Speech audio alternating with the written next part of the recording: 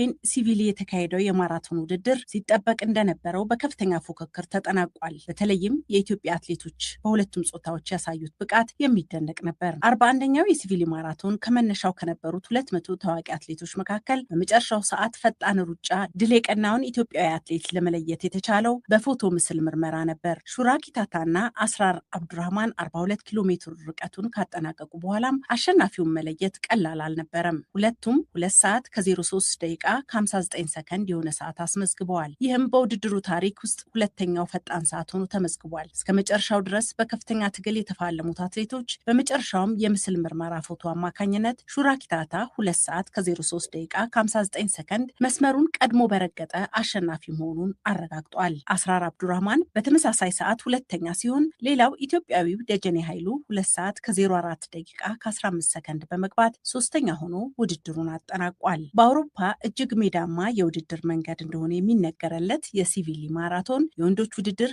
በሚሊሜትር ልዩነቶች አሸናፊው የተወሰነበት የመጨረሻ ደቂቃ በድራማ የታጀበ ሲሆን የሴቶች ውድድር ደግሞ ድፍረት፣ ብልሃትና ስልት የታየበት ነበር። በርቀቱ አስቀድሞ ግምት ተሰጥቷት የነበረችው ኬንያዊቷ አትሌት ጃክሊን ቺላል በውድድሩ አጋማሽ ከመሪዎቹ ቡድን ተለይታ ወደኋላ መቅረቷን ተከትሎ ኢትዮጵያዊቷ አትሌት ሙላት ተክለ ርቀቱን መምራት ጀመረች። በትውልድ ሞሮኮ የሆነችው ስፔናዊቷ ፋጢማ አህዋዱ ያስከተለቻቸው አውሮፓውያን ሯጮችም ሙላትን በቅርብ ርቀት ይከተሏት ጀመር። አትሌት ሙላት ውድድሩ ሊጠናቀቅ 7 ኪሎ ሜትር ብቻ ሲቀረው ፍጥነቷን ስትጨምር የድሉ ባለቤት ለመሆኗ የተጠራጠረ አልነበረም። ሆኖም በውድድሩ ማብቂያ ላይ ይህ የፍጥነት ጭማሪ ዋጋ አስከፈላትና በመጨረሻው ምዕራፍ ፍጥነት መቀነስ ግድ ሆነባት። ይህንን ያየችው ፊንላንዳዊቷ አትሌት አሊሳ ቫይኒዮ ጠንካራ የነበሩትን አፍሪካውያን አትሌቶች በማስደንገጥ 2 ሰዓት ከ20 ደቂቃ ከ39 ሰከንድ በመግባት በድል አጠናቃለች። የሲቪል ማራቶን በሴቶች ምድብ በ2 ሰዓት ከ21 ደቂቃ ከ56 ሰከንድ ሁለተኛ ደረጃን ይዛ ያጠናቀቀችው ኬንያዊቷ አትሌት ስትሆን ኢትዮጵያዊ አትሌት ሙላት ተክለ 2 ሰዓት ከ22 ደቂቃ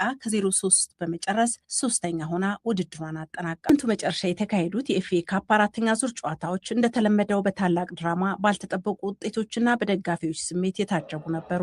ጎጊ ጨዋታ በሊድስ ዩናይትድ እና በበርሚንግሃም ሲቲ መካከል የተደረጉት ፍልሚያ አንዱ ነበር። ሊድሶች በሜዳቸው ቢጫወቱም በርሚንግሃም ካሳየው ጠንካራ ብቃት የተነሳ ጨዋታው እስከ መለያ ምት ዘልቋል። የበርሚንግሃሙ አጥቂ ፓትሪክ ሮበርት በ89ኛው ደቂቃ ያስቆጠራት አስደናቂ ግብ ጨዋታውን ወደ መለያ ምት እንዲያመራ አድርጓለች። ሆኖም በስተመጨረሻ የሊድሱ ግብ ጠባቂ ሉካክ ፔሬ የቶሚ ዶይልን ኳስ በማዳን የቡድኑን ተስፋ ሲያለመልመው፣ ሾን ሎንግስታፍም የመጨረሻውን የፍጹም ቅጣት ምት በልበ ሙሉነት አስቆጥሮ ሊድስ በድምሩ 4-2 በማሸነፍ 16-3 ተቀላቅሎ ወደ ቀጣዩ ዙር ፍልሚያ ተሻግሯል። በርሚንግሃሞች ሽንፈት ቢገጥማቸውም ለፕሪሚየር ሊጉ ክለብ አልበገሪነታቸውን በማሳየታቸው ትልቅ አድናቆት ተችሯቸዋል። በሌላ በኩል ማንቸስተር ሲቲ እና ሊቨርፑል ያለምንም እንግልት ወደ ቀጣዩ ዙር ማለፋቸውን አረጋግጠዋል። ማንቸስተር ሲቲዎች የተለመደውን የኳስ ቁጥጥር የበላይነት በመያዝ ሳልፎርድን 2-0 በሆነ ልዩነት አሸንፈዋል። በተለይም የማንቸስተር ሲቲው ወጣቱ አማካይ ፊል ፎደን በጨዋታው ላይ ያሳየው ክህሎትና የሰጣቸው ቁልፍ ኳሶች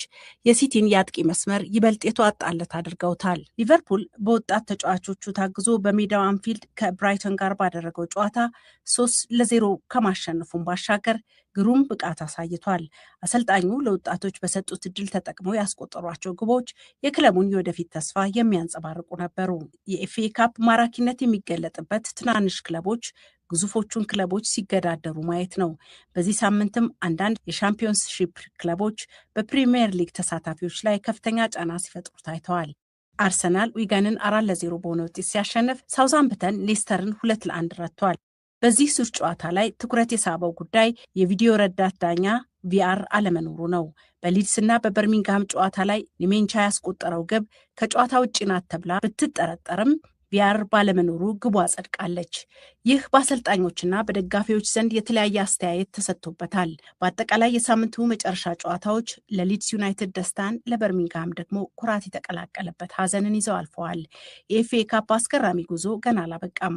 አሁን ትኩረት ወደ 5ኛው ዙር ድልድልና የትኞቹ ክለቦች እስከ መጨረሻው የዌምብሌ ጉዞ ይዘልቃሉ ወደሚለው ይሆናል። የእንግሊዝ ፕሪሚየር ሊግ 27ኛ ሳምንት ጨዋታ የፊታችን ሮብ ወልፍስበርግ ከአርሰናል በሚያደርጉት ጨዋታ ይቀጥላል።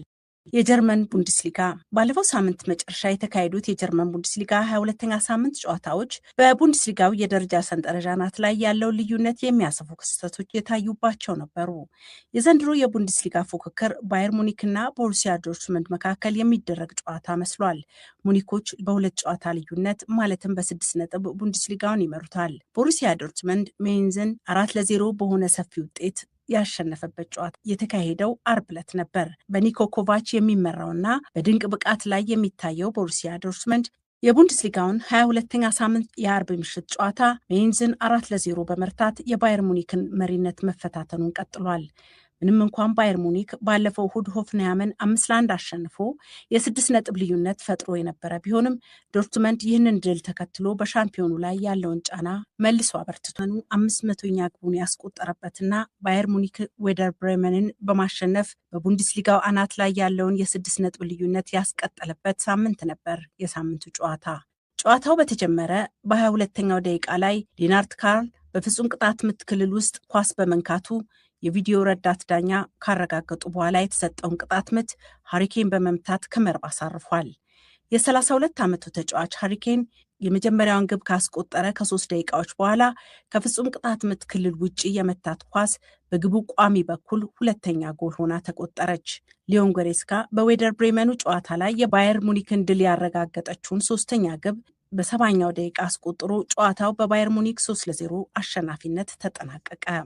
ባየር ሊቨርኩሰን በሜዳው ባየር ቅዱስ ፖሊን አስተናግዶ 4-0 በሆነ ሰፊ ውጤት አሸንፏል። ይህ ድል ለሻቢ አሎንሶ ቡድን እጅግ ወሳኝ ነው። ምክንያቱም ከባየር ሙኒክ ጋር ያለውን የነጥብ ልዩነት እንዲጠብብ ከማድረጉም በላይ ቡድኑ በሜዳው ያለውን አይበገሬነት ስም ዳግም አድሶታል። አዲሱ ስፓኒሽ አሰልጣኝ አልበርት ሪዮላ በቡድኑ ደካማ ጉዞ ምክንያት ኃላፊነቱን ከተረከቡ በኋላ ያደረጉት የመጀመሪያ ጨዋታ በስኬት ተጠናቋል። ፍራንክፈርቶች ከመጀመሪያው ጀምሮ ውጤታማ እንቅስቃሴ ያሳዩ ሲሆን በተለይም ባሆያ 2 ግቦቹን አመቻችቶ በማቀበል የድሉ ዋና ባለቤት ሆኗል። አይንትራክት ፍራንክፈርት 7 ተከታታይ ጨዋታዎችን ያለ ድል ካሳለፈ በኋላ ቦሩሲያ መሽንግላድባን 3-0 በሆነ ሰፊ ውጤት በመርታት ወደ ድል ተመልሷል። ይህ ውጤት ለአዲሱ አሰልጣኝ አልበርት ሪዮላ በመጀመሪያ የሜዳቸው ጨዋታ 3 ነጥብ ያስገኘላቸው ስኬታማ ምሽት ነበር። 22ኛውን የጀርመን ቡንደስሊጋ ባየር ሙኒክ በ57 ነጥብ ሲመራው ቦሩሲያ ዶርትመንድ በ51 ነጥብ ሁለተኛ ሆኖ ይከተላል።